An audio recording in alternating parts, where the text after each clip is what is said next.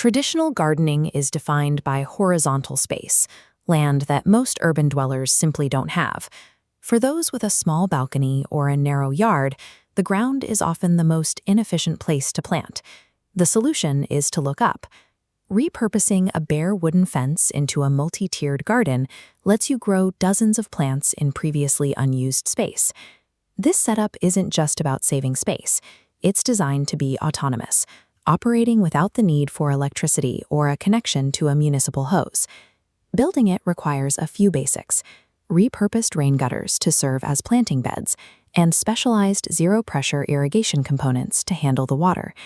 Pairing these discarded materials with basic physics allows you to transform a passive property boundary into a productive source of fresh vegetables.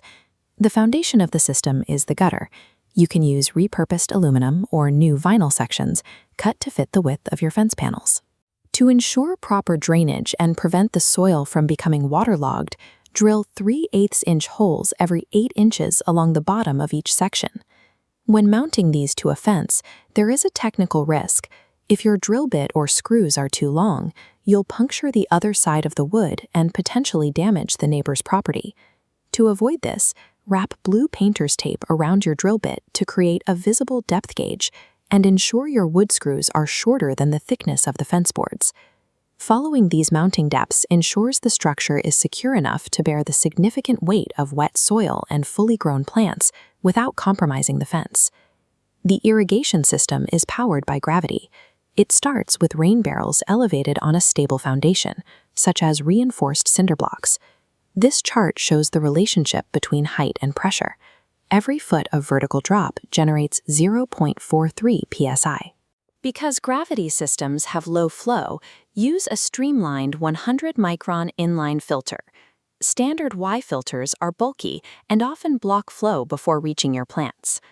Standard digital irrigation timers usually require 10 psi to open their internal valves.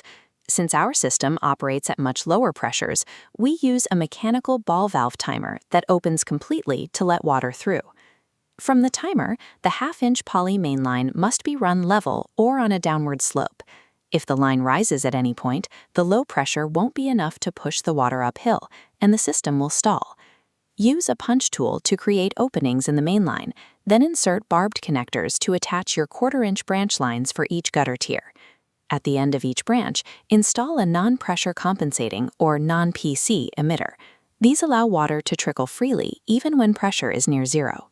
Bypassing municipal pressure in favor of localized gravity creates a dependable irrigation system that hydrates your garden automatically. Because gutters are narrow, you are limited to a root depth of 4 to 10 inches. This requires choosing plants adapted to restricted growing media. We map the layout based on light and root needs. The top tier gets the most sun, making it ideal for shallow-rooted herbs and leafy greens like lettuce. The middle tier provides moderate sunlight for root crops like radishes, while the bottom tier hosts trailing plants like strawberries that can grow over the edge without shading out other crops. A common mistake is planting the entire garden at once. This leads to a harvest bottleneck where everything matures on the same day, followed by weeks of empty planters.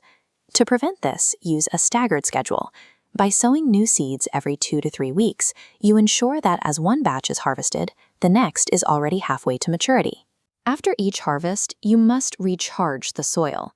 Adding a 20% mix of worm castings back into the empty pockets replenishes the nitrogen and microbes used by the previous crop.